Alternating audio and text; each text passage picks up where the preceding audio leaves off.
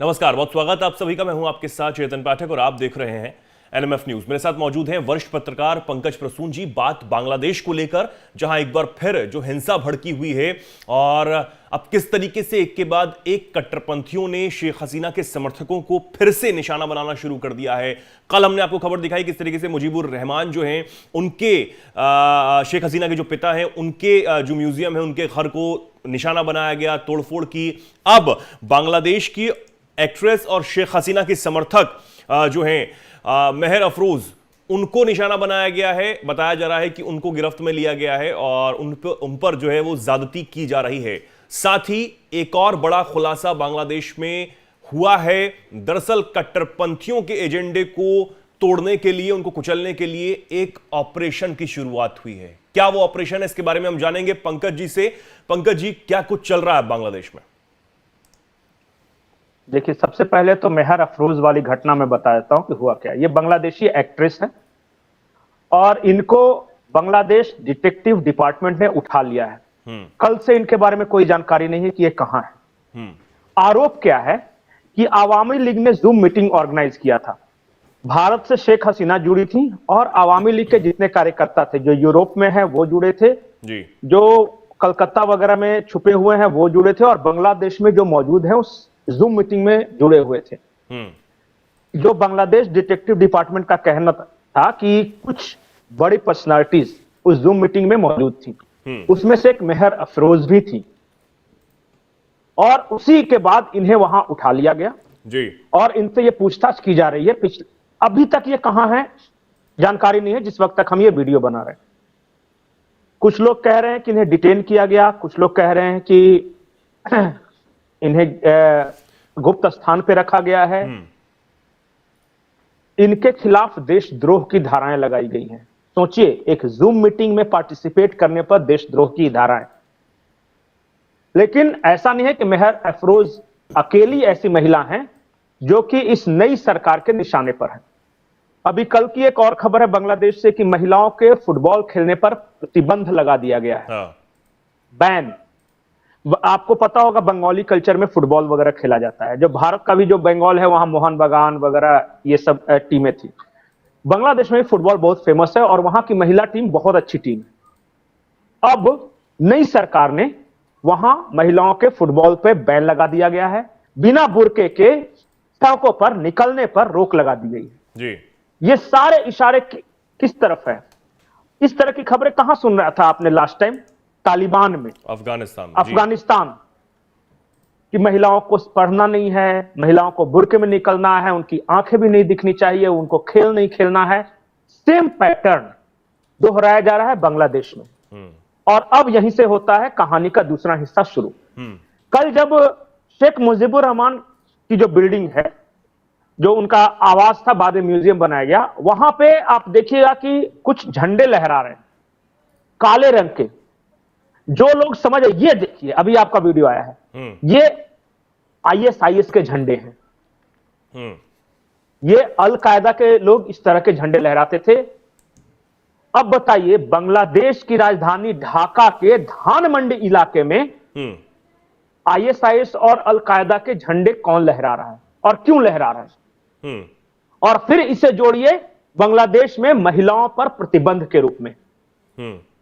वहां महिलाएं फुटबॉल नहीं खेल सकती, बुर्के में निकलना है, पढ़ाई लिखाई पे रोक है। अब तो एक्टर एक्ट्रेस को भी उठाया जा रहा है। जितने इंटेलेक्चुअल्स थे ढाका के, उनमें से आधे से ज्यादा की गिरफ्तारी हो चुकी, बिल्कुल बंद किया जा रहा है। अब जो मैं कहानी बता रहा हूं वो ध्यान से सुनिए। This is operation cyclone 2 in Bangladesh.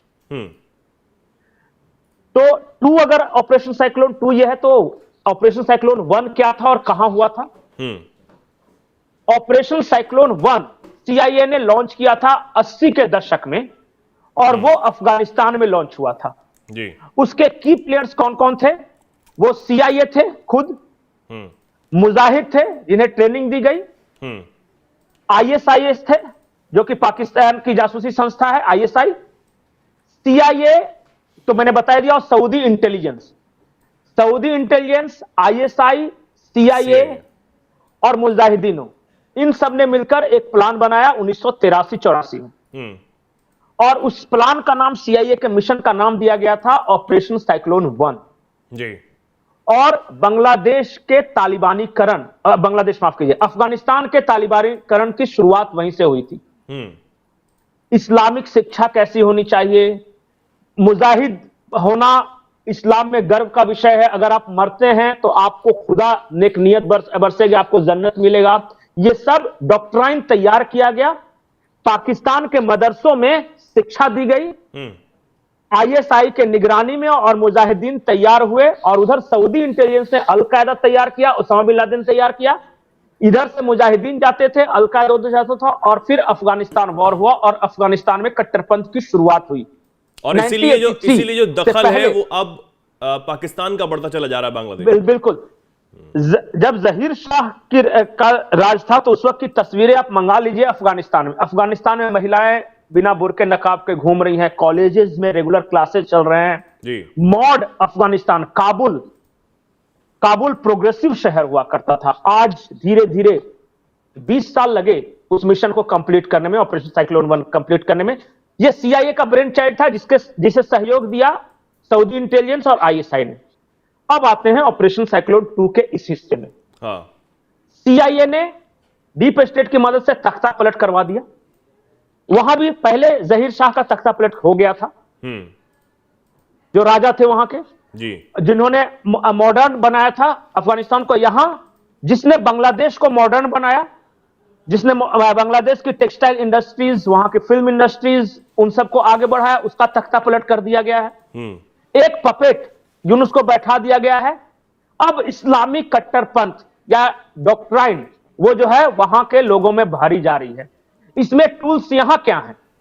CIA already है, आईएसआई ऑलरेडी है। यहां एक बड़ा संगठन है जिसे हम जमाते इस्लामी बांग्लादेश कहते हैं जी। जमाते इस्लामी बांग्लादेश, अल कायदा के लोग, आईएसआई के लोग बांग्लादेश और ढाका की सड़कों पर मार्च कर रहे हैं। मैं जब ढाका बोल रहा हूं तो सोचिए कि अंदरूनी इलाकों में क्या हो रहा होगा जी। और मकसद यही है कि भले ही 5 साल लगे, 10 साल लगे, 15 साल लगे, ऑपरेशन साइक्लोन 2 कंप्लीट करना है। बांग्लादेश का कंप्लीट तालिबानाइजेशन जिसे बोलते हैं, तालिबानीकरण, कट्टरपंथीकरण करवाना है। और इसीलिए जो भी वहां लिबरल, इंटेलेक्चुअल, जो भी सिंबल्स हैं, उन सबको एक एक करके डिस्ट्रॉय किया जाएगा। आज शेख हसीना को हटाया गया, मुजीबुर रहमान जो कि बंगाली अस्मिता के थे। जब तक बंगाली अस्मिता वहां रहेगी ना, तब तक इस्लामी अस्मिता नहीं रहेगी। और उसी को बंगाली प्राइड और इस्लामी प्राइड कॉन्ट्राडिक्टरी। बिल्कुल, बंगाली प्राइड को ध्वस्त करने की कोशिश है, लैंग्वेज, भाषा को वहां ध्वस्त करने की कोशिश है। यह बताया जाएगा कि तुम इस्लाम के बच्चे हो, तुम बंगाली नहीं हो, तुम अल कायदा, आईएसआईएस के करीब हो, जो टीका खाने करने की कोशिश की। हां बिल्कुल, तुम रविंद्रनाथ टैगोर को त्यागो, शेख मुजीबुर रहमान को त्यागो, और तुम अल कायदा को अपनाओ, आईएसआई को अपनाओ, जमाते इस्लामी को अपनाओ, और ये हुजी को अपनाओ। यानी कि अगर हम ये कहें कि 71 वाला दौर दोबारा से लाने की कोशिश जो है वो की जा रही है, 71 से पहले वाला दौर जो पूर्वी पाकिस्तान में हो रहा था, उसमें कुछ गलत नहीं है। फर्क है, कोशिश तो उस वक्त भी की थी, लेकिन उस वक्त मैं बार बार एक शब्द बोलता हूं कि मर्दों की भीड़ में अकेला मर्द भारत में थी, नाम था इंदिरा गांधी। उसने उस पूरे मिशन को सबोटाइज किया और एक बांग्लादेश नए राष्ट्र का निर्माण हुआ। क्या आज जो 56 इंच हैं, क्या वो फिर से उतना बड़ा जोखिम लेने की जहमत उठाएंगे कि अमेरिका का बेड़ा चल चुका है प्रशांत महासागर से कि हम बांग्लादेश की मदद करेंगे, उनकी मदद करेंगे। चाइना मौन स्वीकृति दे रहा है, इसके बावजूद भारत ने ऑपरेशन किया और बांग्लादेश मुक्ति वाहिनी के साथ मिलकर वो सारा कुछ हुआ। जानते हैं आज कंडीशंस ज्यादा फेवरेबल हैं, आपकी इकोनॉमी ज्यादा स्ट्रांग है, आप सो कॉल्ड अमेरिका के फ्रेंड हैं, चाइना आज भी इंटरफेयर नहीं करेगा, रशिया आपका दोस्त है। क्या इस्लामीकरण को रोक सकेंगे? इसके लिए एक डिटेल्ड प्लान की जरूरत होगी। और मैं बार बार बोलता हूं कि टेक्नोलॉजी, इंटेलिजेंस और ह्यूमन रिसोर्स हैं। आज भी आवामी लीग के कार्यकर्ता हैं बांग्लादेश में और बहुत बड़ी पार्टी है। आज भी बंग बंधु के दोस्त हैं। आपने देखा होगा एक तस्वीर में अकेली महिला, जब बंग बंधु स्मारक को गिराया जाता तो वो गई, भले ही इस्लामियों की भीड़ ने उनके साथ जोक लिया है, लेकिन वो उसके पास इतनी हिम्मत तो है कि अकेले वहां जाए उस भीड़ के बीचों बीच। तो आवामी लीग के कार्यकर्ता हैं, बीएनपी के भी कार्यकर्ता हैं, क्योंकि बीएनपी के कार्यकर्ता नाराज हैं, उनकी नेता छोड़ चुकी है देश। तो जितना भी पॉलिटिकल कार्यकर्ता है वो है इस रेजिम को उखाड़ फेंकने के लिए। आपके पास विल पावर नहीं है, आप बनिया है, जंग लड़ना नहीं चाहते, न जानते हैं, आपको सिर्फ अपना मुनाफा दिखता है और इसलिए आपके आसपास इतने सारे लेकिन पंकज जी हमारा इंटेलिजेंस किस तरीके से काम कर रहा है? क्योंकि अगर बांग्लादेश में आईएसआई की पैठ बढ़ रही है इन कट्टरपंथियों की वजह से, और वही अफगानिस्तान वाला खेल रचने की कोशिश या कहीं उससे खतरनाक खेल रचने की कोशिश, तो यह सीधा तौर पर भारत को ही परेशान करने की स्थिति है। 1971-72 में भी यही कोशिश हुई थी और उसी का यह रिप्लिका है। उस वक्त भी नॉर्थ ईस्ट को, जो हमारा चिकन नेक है, उसको काट के एक स्यूडो क्रिश्चियन स्टेट बनाने की योजना थी। सीआईए का एक डिक्लासिफाइड डॉक्यूमेंट्स है, ये 67-68 में आया है हेनरी किसिंजर के समय में। और उस समय देखिए कि एक pseudo Christian state north east को कुछ राज्यों को मिलाकर, जिसमें मणिपुर का नाम है, उसमें मिजोरम के एक हिस्से का नाम है और म्यांमार के एक हिस्से का नाम है जहां ईसाई बहुलता में है, और वहां पे एक स्यूडो क्रिश्चियन स्टेट बनाने की योजना है और बांग्लादेश को कट्टरपंथी इस्लामिक मुल्क बनाने की योजना है सीआईए का। उस वक्त भी टीका खान ने यही किया था, इस बार भी वही योजना है। इस बार ड्रग्स का पैसा है, जो कि नॉर्थ ईस्ट जो पूरा वो ड्रग बेल्ट है जी, अफीम, उसका पैसा है। हथियार हैं जो म्यांमार के रास्ते से आ रहे हैं। मैं आज रिपोर्ट पढ़ रहा था, म्यांमार में 17,000 में AK-47 मिल रहे हैं, जो कि बिहार तक पहुंचते पहुंचते 7 लाख का हो जाता है। और वहां भी जो सेना है जिसने तख्ता पलट किया, उसकी भी अब जो चीजें हैं वो चली जा रही हैं। 80% से ऊपर तो देश वो कब्जे से कब्जा कर ही चुके हैं अराकान आर्मी। वो आंग सान सुकी सीआईए की एजेंट है वहां पे, बार बार इसलिए उनको सम्मानित किया जाता है। वेस्टर्न की नजर में वो पोस्टर बॉय है वहां के। और देखिएगा, लेकिन वहां भी स्थिति अलग है। लेकिन वहां भी स्थिति अलग है पंकज जी। अगर हम इससे उस चीज का कंपैरिजन करें कि भारत सरकार ने जुंटा गवर्नमेंट से भी वही चीजें एस्टेब्लिश करने की कोशिश की और जुंटा गवर्नमेंट ने वापस भारत को कभी परेशान नहीं किया उस तरीके से, लेकिन बांग्लादेश में जो कुछ हो रहा है, भारत उनका दुश्मन है भी नहीं। हाँ, जो मिलिट्री उनका है, उनका दुश्मन इंडिया नहीं है। हाँ, वो तो चाहते हैं कि भारत और चाइना दोनों के साथ हम अच्छे संबंध बना के रखें ताकि वो सीआईए के जो मिशन को सबोटाज किया जा सके। हाँ, लेकिन हो नहीं पा रहा है। चाइना ने कुछ हद तक उनकी मदद की है, लेकिन भारत किंग कर्तव्य विमूढ़ है। वो देख रहा है कि कल को अगर आंग सान सू की आ गई तो उसके साथ भी अच्छे रिश्ते रखने पड़ेंगे। बिल्कुल बिल्कुल। 80% भूभाग पे उनका कब्जा हो गया है। लेकिन ये प्लान बड़ा है। बांग्लादेश कट्टर इस्लामिक मुल्क बनेगा। नॉर्थ ईस्ट का मणिपुर, मिजोरम और म्यांमार का एक हिस्सा मिला के एक क्रिश्चियन राज्य बनेगा जहां अमेरिकी सैनिक मौजूद होंगे।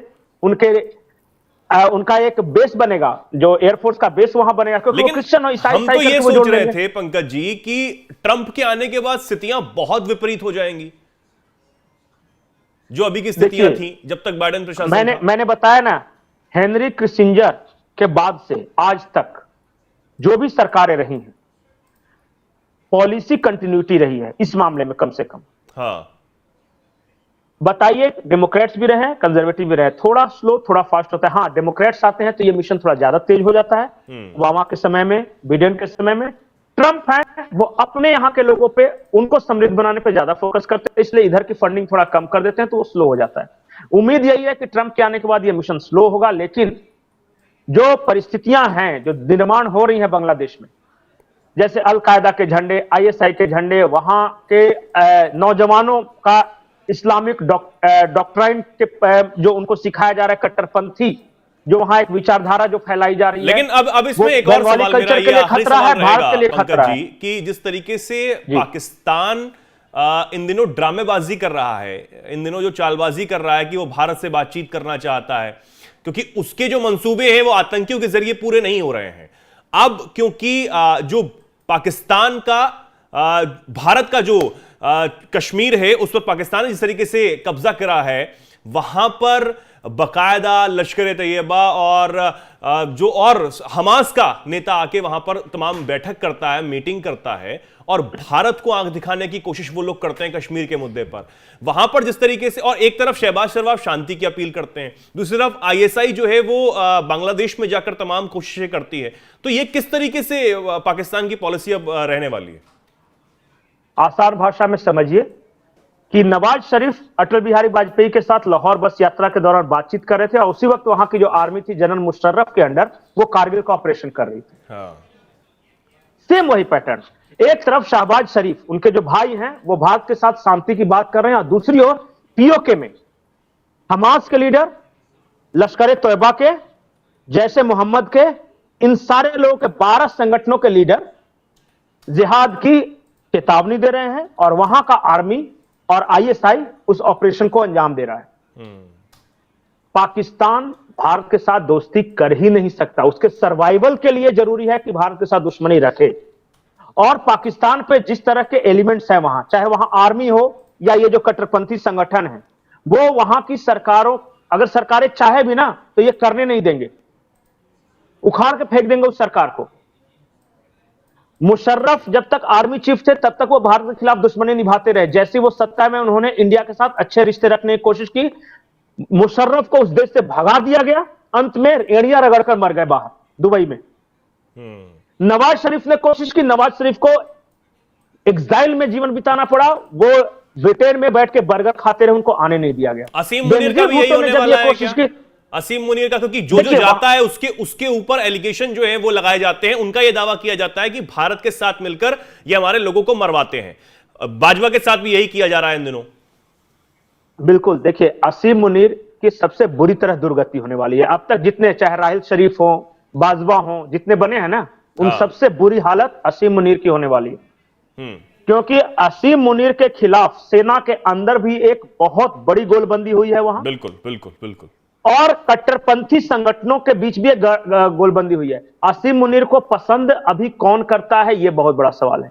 वहां आर्मी में 2 तरह के एलिमेंट्स हैं, उनके बारे में बोला जाता है। एक कट्टरपंथी मुल्ला मेजर्स, जो वहां जो आर्मी के अंदर जो अफसर हैं, जो जिहादी सोच के हैं, और दूसरे हैं जो वेस्टर्न सोच के हैं, wine in one hand and gun in another. वो शराब पीते हैं, वो पार्टियां करते हैं, सब करते हैं। इन दोनों के बीच में असीम मुनीर को बताया जा रहा है कि ये वेस्टर्न पपेट है। जो वहां के कट्टरपंथी जो चीफ हैं, जो मेजर्स हैं, जो आर्मी कमांड के जो हेड हैं, वो असीम मुनीर को पसंद नहीं करते और ना वो इस सरकार को पसंद कर रहे हैं। उन्हें लगता है कि इस सरकार को बनाया ही है असीम मुनीर ने, उनका समर्थन इमरान खान के प्रति है, जो कि खैबर पख्तूनख्वा में सरकार चला रहे हैं। लेकिन इन दिनों बांग्लादेश को काबू करना बहुत जरूरी हो जाता है और हमारी एजेंसियां जो हैं, भारत सरकार बांग्लादेश में देखिए, आज 5 महीने बाद, 6 महीने बाद, साल भर बाद भारत के लिए बहुत बड़ी समस्या पैदा होने वाली है। क्योंकि जिस तरह तेजी से इस्लामीकरण हो रहा है बांग्लादेश का, और वहां महिलाओं पे, इंटेलेक्चुअल्स पे, बिजनेसमैन पे जिस तरह कठोर कार्रवाइयां की जा रही हैं, वो हमारे पड़ोस में एक ऐसा, एक तरफ तो पाकिस्तान है ही, दूसरी तरफ एक और पाकिस्तान हम बनाकर नहीं रख सकते। फिर दोनों तरफ से हमें 2 फ्रंट पे लड़ना होगा। बिल्कुल बिल्कुल। और जिस तरीके से बांग्लादेश ये चाहता है कि वो जल्द ही परमाणु बना ले और उसको भी रख ले, तो वो भी एक खतरा साबित हो सकता है भारत के लिए। अब भारत इन तमाम चुनौतियों से कैसे निपटता है, इस पर नजर हमारी बनी रहेगी।